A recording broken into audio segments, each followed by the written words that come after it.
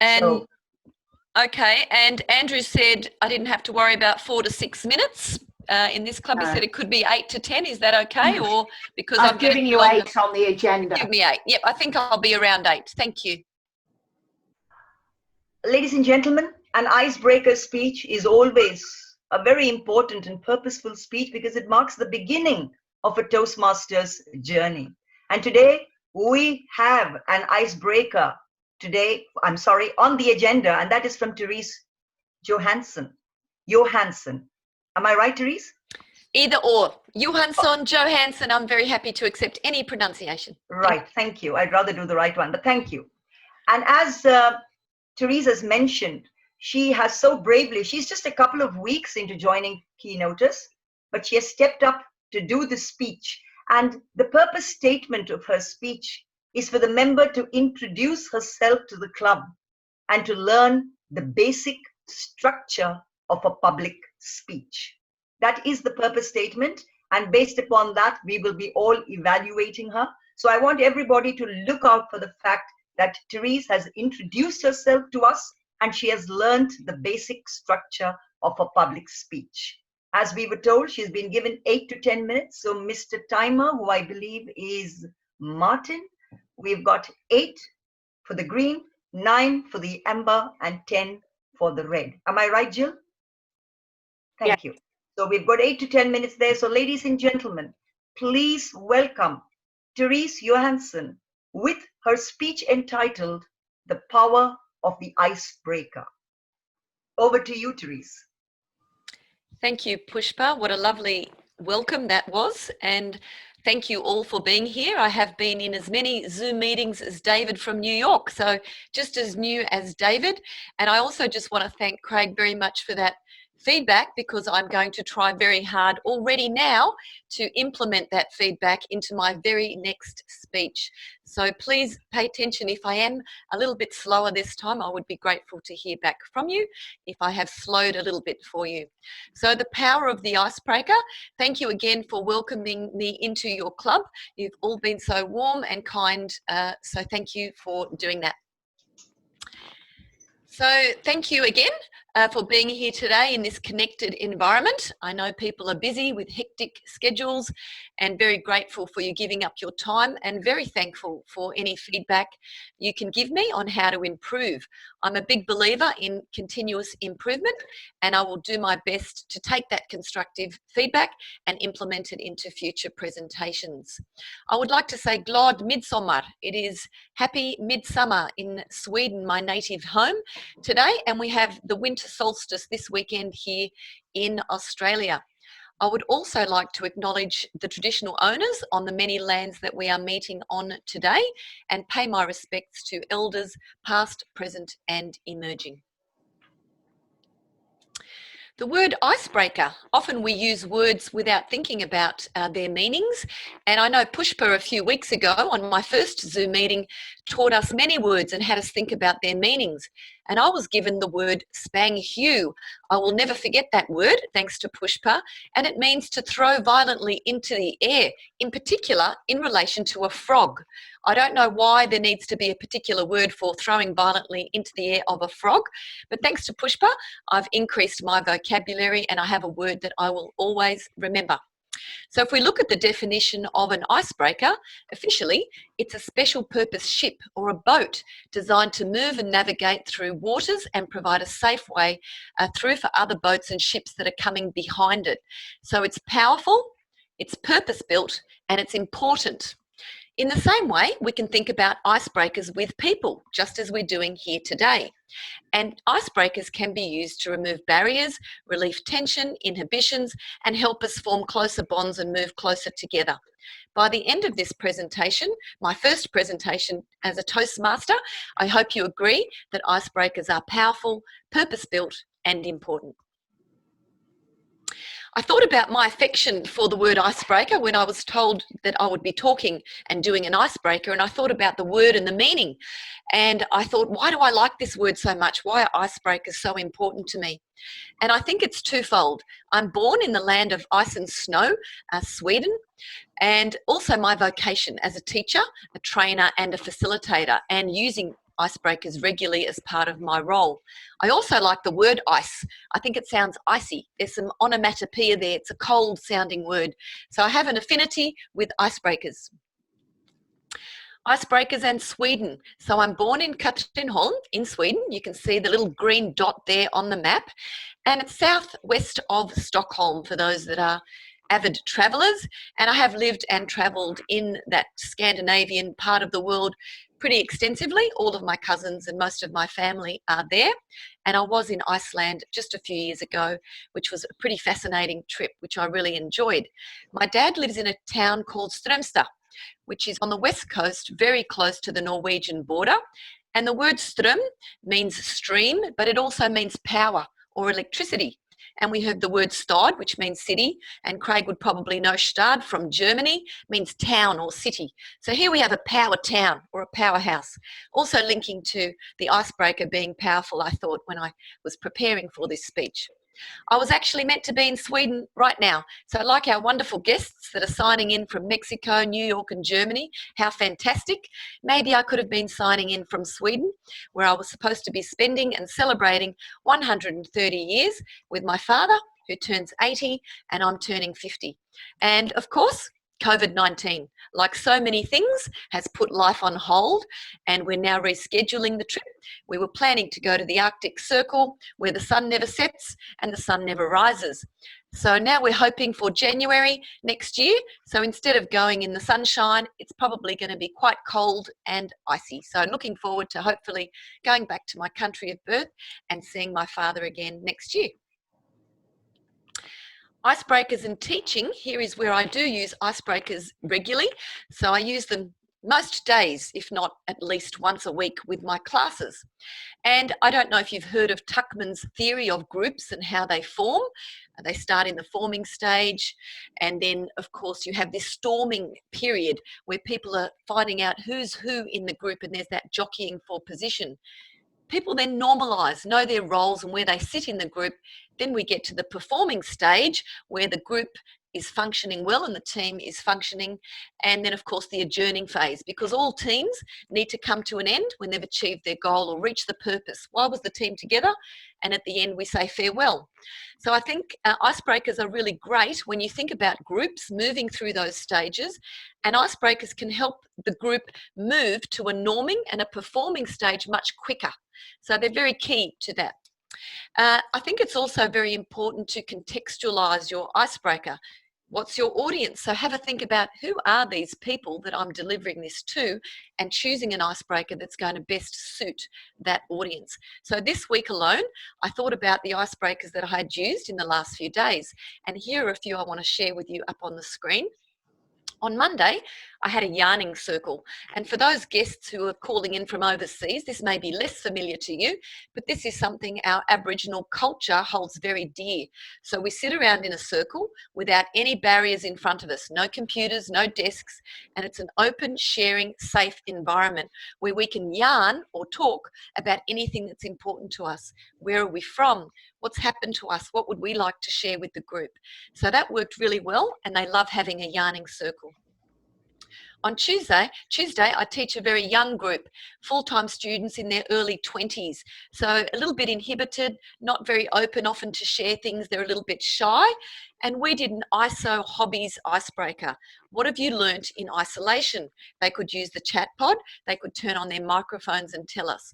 Someone had done a puzzle. Someone had learnt a new trick on their skateboard. And it was not a confronting icebreaker. They were all happy to contribute to that discussion. On Wednesdays, I teach a class, How to Be Teachers. Each week we do a new icebreaker because they are starting to gather a repertoire of different icebreakers that they can use in the future when they're teachers. So this week we thought about, what did we learn last week in our 4-hour class? Let's put that down in a paragraph.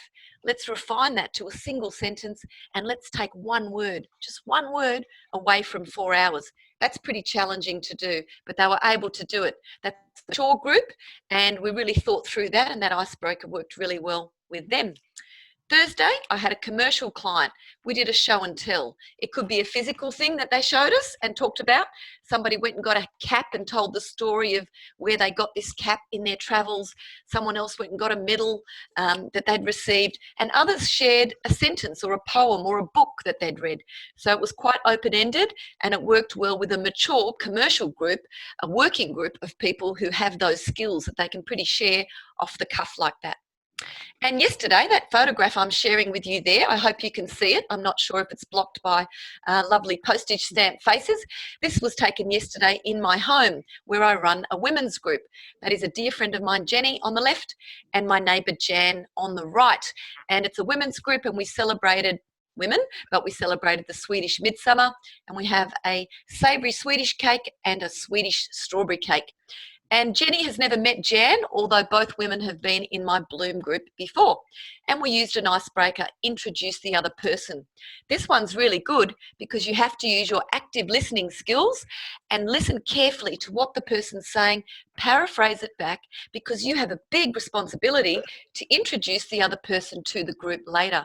So that works really well. People work in pairs, and then they can share about the other person, everything they've learnt that morning. So that was just yesterday, so fresh off the press. So just a quote I'd like to share with you. So something else about me, aside from being a teacher and being born in Sweden that you've learnt about me today, I also love Fords, and I drive a Ford, and I drove a Ford before this Ford. So I'm currently driving a Ford Territory, and I love Henry Ford and many of his quotes. So I wanted to share this with you. Coming together is a beginning. Keeping together is progress, and working together is success. And I really believe icebreakers can be used through all of those things: the coming together, the staying together, and continuing to work together. Thank you for your time. Thank you for listening. Thank you for considering how you can use icebreakers more often and more effectively, and appreciating the powerful, purpose-built, important tools that they are. Very thankful.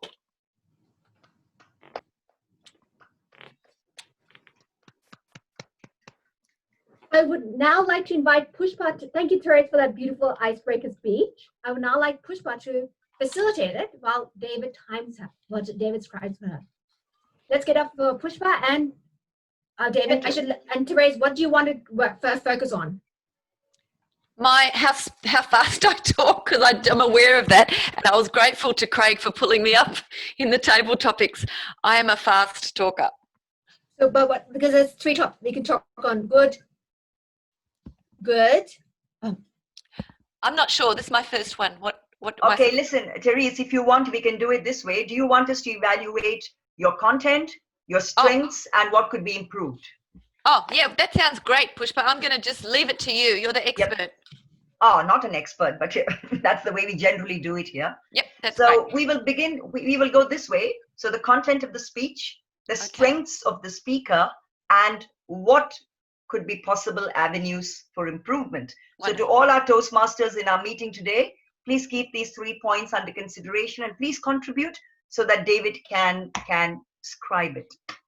Before anything else, congratulations, Tehrese, for doing your icebreaker today. As I said, it is a momentous occasion when a Toastmaster begins his or her journey, and you have made that journey today. You have begun it. But let me also add that having listened to you today, nobody would say that was an icebreaker speech, because you spoke with a great deal of confidence and clarity. So it's obvious that you are a speaker, because most people doing their icebreakers are doing it for the very first time in the arena of public speaking. But here you are, you delivered that with a lot of confidence. So well done on that. I am going to now ask the club to actually join in and to convey their comments on the content, as I said, the strengths of the speaker, and the areas or the avenues where the speaker can improve. So before anybody can say anything, can I just say, first of all, that yes, did we learn? This is an icebreaker. Let's remember that. We need to know about the speaker. Did we or did we not learn that through the content of Terese's speech? Would anybody like to contribute? Yes, thank you, Shabera. Yes, I mean, so I liked just how she taught us about icebreakers as well and the meaning to it. the meaning that she had for it as well? Yep. But did we get to know about the speaker herself through her speech? Because that's the purpose of an icebreaker, is to break the ice. Yes. Yeah. Oh yeah. Yep. Absolutely, Thank you. we did. Yep, definitely, yes. That's very important for us to take on record, that yes, we got to know about the speaker, where she's from, and how that contributes to everything else. And she gave us a lot of valid examples there. So I think Tehrese did a fantastic job in that. Anybody else would like to contribute to the content part of Terese's speech, please? Would you just raise your hands, because I can't otherwise see everybody together. Anybody wanting to say something about Terese's speech? I liked how she gave the explanation of icebreakers and gave an educational part, yet was able to tie it to herself, Yep. which I thought was very skillful. Great. Yep. So she gave us what an icebreaker really means and gave us a visual to accompany it. For those of us who are visual learners, that is a great way of looking at it. Yes. And I think it's fair to say extremely unusual for somebody doing an icebreaker to handle PowerPoint as well as an exceptionally good speech. So very, very well done. That is right. So there we go. So a lot of accolades coming your way, Tehrese. Fantastic. Anybody else, any of our guests wanting to contribute? Martin, Dave, or even, I can't find Craig there. Sure. I really liked the use of the quote at the end. Henry And Ford. I thought Yep. a lot of the factual information that was provided was very educational. I always think of the icebreaker as just someone sort of talking about themselves, their career or their history. And there was she did get personal, but she also spent a lot of time educating us, not only on the nature of an icebreaker, but just different features about it. It was really a very cerebral speech. Which kind of elevated it from the traditional icebreaker, in my opinion. Fantastic. Yeah. Thank you, Dave. That was a very insightful comment that was made there about it being a cerebral speech. It was indeed. Yes, it was not just about where she's from and who she is, but there was a lot more into that. She deviated from that and took us into all that she's doing, and of course ended with Henry Ford's quotation. So that was fantastic. Yes. Anybody else who has anything to contribute about the content of Terese's speech today? Thank you, Indy. I'll come to you, Martin, after that. Yes, thank you, Pushpa, and thank you, Teresa. What a wonderful speech we had. It was so insightful, learning, and full of energy. So really enjoyed learning each part, either learning about yourself, Teresa, and where you come from. The use of word icebreaker.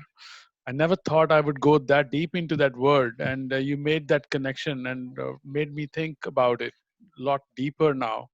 And what's the purpose of icebreaker in itself? And really enjoyed the yawning circle from Aboriginal heritage that we have in Australia. And I do have the meeting at work, and I will probably rename it to Yawning Circle. We do something similar, but such an insightful there as well, and especially Tuckman's theory of how we use and how we form. And towards the code, as we mentioned, there were so many good things to talk about. So only thing I would mention as an area that we could perhaps build on is we were reading your PowerPoint as well as listening to you. So it was slightly distracting for me, but overall it was a very well done speech, and congratulations for delivering a fantastic speech. Thank you, Indy. Over to you, Martin. Thank you.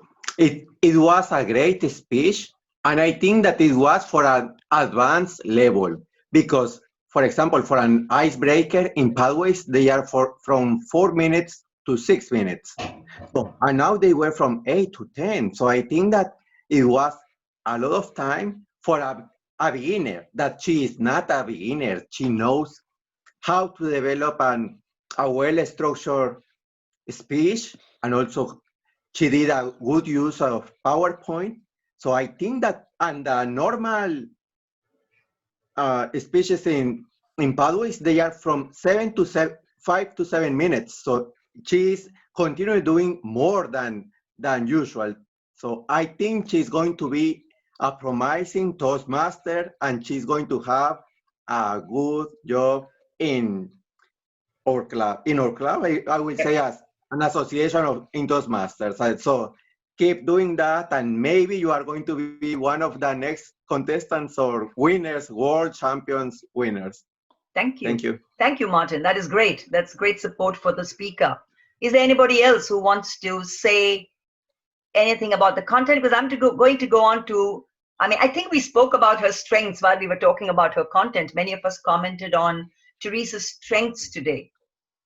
But I would like to particularly add the clarity of her speech, the fact that she was using gestures. Gestures are always very powerful accompaniments, and she used that.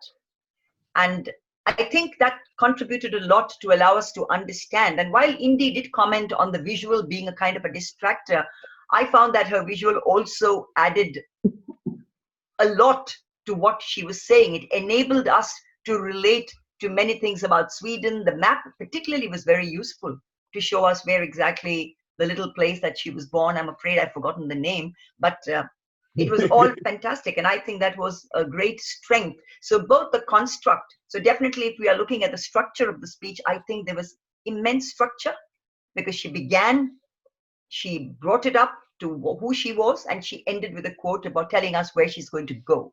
So there was everything combined into that speech. So it provided a structure too. Now I invite comments from the club about her strengths, the strengths of Teresa's speech. We'll go through that quickly because I don't know how much time we have. Is there anybody who would? Yes, thank you, Martin. If you want to say or to say something about the content, I will say 10 minutes, 1 hour, or 1 month is not enough for someone to tell about herself, for example. So she's going to need more time. Maybe she could use that to say more about herself, to tell us more stories about maybe when she was a child, after when she was growing, but that's up to her. What she wants to tell us about her. But because you say about the content, I say maybe just with herself, he can spend 1 year or 40 years, almost 50 years talking, and she's not going to finish. So it's up to her what she wants to tell. Thank you. Thank you. Thank you, Martin. Thank you. Anybody else? That I can't see any more hands up. So we'll go on to points for improvement. And before I invite comments from the audience, from our club, sorry, I would just like to say that I would advise Tehrese on to be a little careful about the use of thank you and gratitude.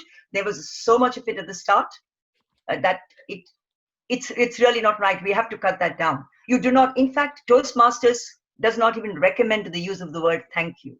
You never end a speech with a thank you to the audience. It is the audience who is thankful to you for having enlightened them. So let's not ever thank an audience. So no thank yous at the start, no thank yous at the end. Okay. So you just hand it back to whoever is convening the meeting. So let's, but you did acknowledge, and there was a lot of it at the start actually. I think we could have cut out that initial part of it about the gratitude and the thank yous. And that was one thing that I noticed. And that I think is one of the only things that I would like to say. Is there anybody who would like to add any points for improvement for Tehrese as she begins the Toastmaster journey? Anybody? Points for improvement. Thank you, Shivera. I'm sorry, I keep saying this. Tehrese, I liked how you had the pictures. I think this is where it shows how people are different. I would have preferred with each of her examples that she had a picture for each one if she's going to do pictures. That's my preference because I think because I'm very visual, that's what I would have preferred. But like I said, everyone's different, so you can't please everybody. But that's what I prefer. Thank you, Shivera. Thank you. Anybody else for any improvement for Teresa's speech? I'm just scrolling down. Thank you, Jill. It was an awesome speech, Tehrese. However, as a trainer, and you've obviously got a lot of experience, I think using more structured and builds within your slides. So as people said, the slide only ever has information that's relevant to what you're saying at that moment. So try and avoid having 3 points or 4 or 10 or whatever, and talking about the first and then the second and then the third. Try and use some structure or other, and I'm more than happy to work with you on this, but try and have something where you display one point and then elaborate on that point, then display a second, elaborate. And also, as Shavira said, building things so that there's only a picture on the slide is also very, very powerful. A single picture and talk to that point. I normally transition my bullet points in. Thank you. Thank you, Jill. I now take it that we don't have any more comments from the, or do we do? Thank you, Craig. Yes. Yes. Thank you, Sorry Craig. about that. Yeah, Wonderful. It's a bit difficult to see everybody on the screen with this up. But I wanted to go back to what we discussed about the strings. I think one thing we did notice, because with me having headsets on, you could hear her enthusiasm about giving the subject that she was speaking about. She was definitely, you know, missing home and wanting to be back home and celebrating with her parents and everything. And the only suggestion I have, Tehrese, what everybody said about the PowerPoint is maybe, have you ever heard of Pechakucha, where, you know, they just bring up a slide and you go along with it while you're actually telling your story? You could have, you know, you could have like a picture of Sweden up and maybe like a red dot showing where you actually live, but you could just speak about it without the points being on the actual slide. But I don't know if you ever heard of it. It's called Pechakucha. Thanks. Thank you. Thanks for the feedback. Thank you. Thank you, Craig. Thank you. I'm sure Tehrese will take all these suggestions on board. And I now take it that we don't have any more contributions to make to this facilitation. So once again, before I hand it back to the chairman of the day, I just want to say congratulations, Tehrese, and welcome to the club. We will look forward to many more meaningful speeches from you. Thanks. Over to you, Shavira. Thank you, Pushpa.